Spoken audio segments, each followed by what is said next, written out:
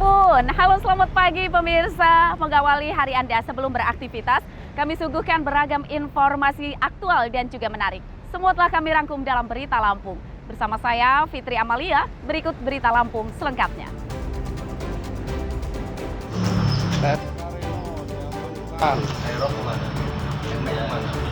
Pencuri motor bermodus memacari korban di metro ditangkap polisi. 3 motor disita.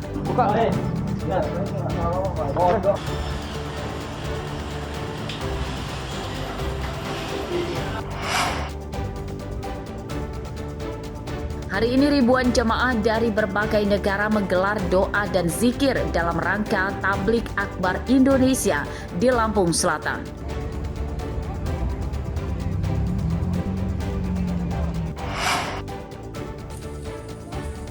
Kali ini kami ajak Anda melihat keseruan berwisata naik kuda di Bandar Lampung.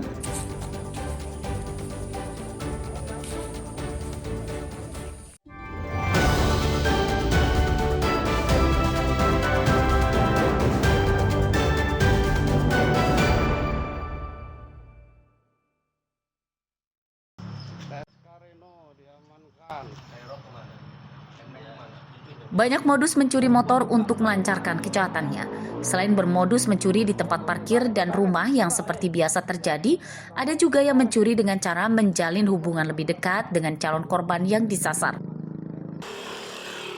Di antaranya dilakukan Reza Erwansyah, pria 30 tahun, warga Hadi Mulyo Barat, Kota Metro. Ia ditangkap di sebuah tempat penginapan akibat mencuri 3 motor dari 3 korban yang berbeda. 2 motor diantaranya didapat dari 2 perempuan yang pura-pura dipacarinya. Tersangka menyamar sebagai orang kaya, putra dari pengusaha hotel di Metro. Setelah hubungannya dekat, tersangka membawa kabur motor korban. Satu lagi motor didapat tersangka dengan cara menipu bermodus jual beli motor di tempat atau COD. Motor korban dibawa kabur saat pura-pura dicoba atau test drive sebelum dibayar. Yang saya pacarin enggak, Pak. Pinjam motor dia ke rumah. Oh, pinjam ke rumah. Yang kamu bawa nginep hotel ada? Itu mantan kawan. Ya udah mantan. Mantan pacarmu. Ya. Kok dia taunya kamu pemilik hotel atau gimana? Ya, saya bilangnya mau keluarga, Pak. TKP pertama tanggal 4 November di Hotel Nusantara Kota Metro. Modusnya ya mereka pacaran, diajaklah korban ke hotel tersebut. Si tersangka mengklaim bahwa hotel tersebut hotel miliknya, lalu meminjam motor untuk membeli makan, lalu tidak kembali lagi. Kedua, pada tanggal 7 November, si tersangka bermain ke rumahnya korban, lalu izin minjam motor dengan rangka mau mengambil uang senilai 13 juta di bank. Setelah itu dipinjam motor, yang bersangkutan tidak kembali lagi. Yang ketiga, modus COD. Modus COD jadi bersama korban janjian di Wisma Azahra tanggal 7 November juga. Dan dengan modus COD, pengecekan kendaraan, test drive, setelah itu tidak kembali lagi. 3 motor hasil curian tersangka disita polisi sebagai barang bukti.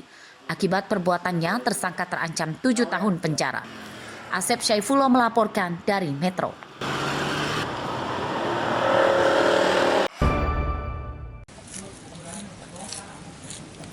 Fakta baru ditemukan dari kasus pembunuhan seorang wanita kepala rumah tangga tunggal bernama Wiwi Safitri, umur 50 tahun, di Kelurahan Kelapa 3, Kecamatan Tanjung Karangparat, Bandar Lampung pada hari Minggu lalu. Korban tewas mengenakan baju pengantin berwarna putih dan mayatnya ditemukan di kasur kamarnya. Korban dibunuh oleh keponakannya bernama Bima Prasetyo, umur 27 tahun. Menurut keluarganya, baju pengantin yang dikenakan korban saat jadi korban pembunuhan itu pun tidak pernah dilihat sebelumnya dan diduga baju itu baru pertama kali dipakai korban. Alasan korban saat itu mengenakan baju pengantin belum terungkap, sebab sejauh ini korban tidak pernah bercerita memiliki pacar atau berniat akan menikah lagi. Hari Minggu itu ponakan saya itu mau pinjam motor sama dia, rupanya istrinya, ini aku punya kunci serep kata gitu, punya kunci serep dia, dibuka, pas dibuka nggak bau, masih tetap nggak bau, nggak kebauan itu. Dilihat di kolong-kolong kok kayak bau bangkai tikus, nggak ada. Lihat ke kamar, nah adeknya, ini adik saya bukan ya gitu. Kami pun nggak percaya karena si motor itu nggak ada. Pikir kami dia pergi gitu loh. Oh, motor di rumahnya nggak ada? Nggak ada. Oh, di dalam kamar ditemukan? Ya udah meninggal. Kondisinya gimana itu, Bu? Tidur, telentang tidur biasa, begini kayak orang tidur biasa, Oh, tidur. menggunakan pakaian atau gimana? Pakaian warna putih. Warna putih. Iya, Nah, informasinya pakai pakaian kebaya pengantin itu. iya, pakai baju pengantin. Oh, Tapi ya nggak tahu juga saya baju pengantin dari mana, saya nggak tahu. Dan ada warga yang memberitahu saya kalau terjadi gantung diri, bunuh diri lah bahasanya seperti itu. Kemudian saya langsung meluncur ke TKP. Gitu. Nah setelah sampai di TKP udah rame orang di situ. Nah saya juga nggak sempat juga ngelihat si korban, saya nggak sempat masuk ke dalam. Cuman saya merintahkan di situ untuk pengamanan, jangan ada yang ganggu-ganggu TKP, jangan ada yang masuk-masuk, saya bilang. Nah setelah itu baru saya menghubungi Babin, Pak Babin, saya hubungi Pak Kaling. Nah setelah beliau ini hadir, ya sudah diambil alih mereka gitu, penanganan di situ. Ya, yang saya tahu, jadi si pelaku itu mengakui gitu, ada di situ, gitu, ada di lokasi rumah itu, gitu, bahwa mengakui bahwa dia yang membunuh. Nah kemudian itu langsung diamankan sama Pak Babin. Gitu. Rumah korban dan tersangka berdampingan. Tersangka ditangkap warga yang kemudian diserahkan ke polisi. Dari hasil pemeriksaan petugas, pembunuhan itu dilatar belakangi tersangka kesal akibat tidak dikasih uang oleh korban. Tersangka membunuh korban dan mencuri perhiasan serta motor korban. Pelaku ini kesal karena sebelum kejadian ini pelaku ini sempat dilaporkan oleh korban karena memang sudah pernah menggelapkan motor korban juga. Waktu itu dilaporkan di Polsek Tanjung Karang Barat, namun karena korban ini kasihan sehingga laporan itu dicabut dan selesai dengan damai. Tapi setelah ini dia melakukan meminta uang kembali kepada korban. Korban kesal, marah kepada pelaku tidak terima dan akhirnya membunuh si korban. Penyidikan tersangka terus dikembangkan polisi untuk mengungkap motif yang sebenarnya dalam pembunuhan itu, termasuk dengan kaitan korban yang ditemukan tewas dengan mengenakan baju pengantin. Robi Laste melaporkan dari Bandar Lampung.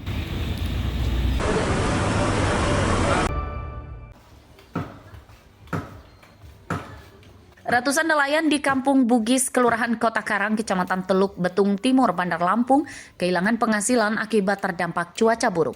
Sejak 1 bulan lalu, mereka tidak berangkat melaut dan memilih menambatkan perahunya di muara kali secara berjajar.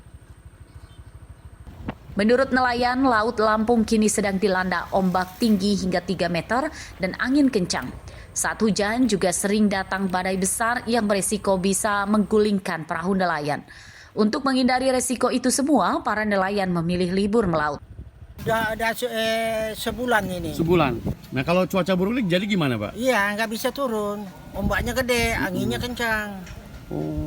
Nah, jadi sekarang ini ya nelayan pada kumpul semua di kali. Memperbaiki yang rusak. Ya, jadi bagaimana kira-kira bisa ada bantuan ini khusus nelayan? Udah sebulan. Nggak turun-turun ini? Nggak turun. Jadi kerasa banget ya, Pak? Iya kerasa, Pak. Pemerintah bantu nelayan di sini. Para nelayan tidak memaksakan mencari ikan di sekitar pinggiran laut karena hal itu malah akan membuat rugi. Ikan yang didapat tidak sesuai dengan biaya operasional membeli bahan bakar perahu. Saya kira udah ada sekitar sebulan lah. Sebulan? Ya cuacanya begini buruk. Baru angin kencang, baru gelombangnya besar. Oh selain angin kencang, gelombang juga besar? Besar dong. Berapa meter Pak gelombang itu? 2 meter, 3 meter gitu Pak. Cuaca kalau masalah gelombangnya. Jadi orang-orang lain tuh pada takut ya, jadi jarang pada istirahat dulu di rumah gitu. Selama libur melaut, sebagian nelayan beralih profesi jadi buruh serabutan dan ada juga yang memanfaatkan waktu libur untuk memperbaiki peralatan menangkap ikan dan perahu. Para nelayan berharap pemerintah Kota Bandar Lampung memberikan bantuan sembako atau uang untuk meringankan beban ekonomi mereka yang terdampak cuaca buruk. Arsadi Saputra melaporkan dari Bandar Lampung.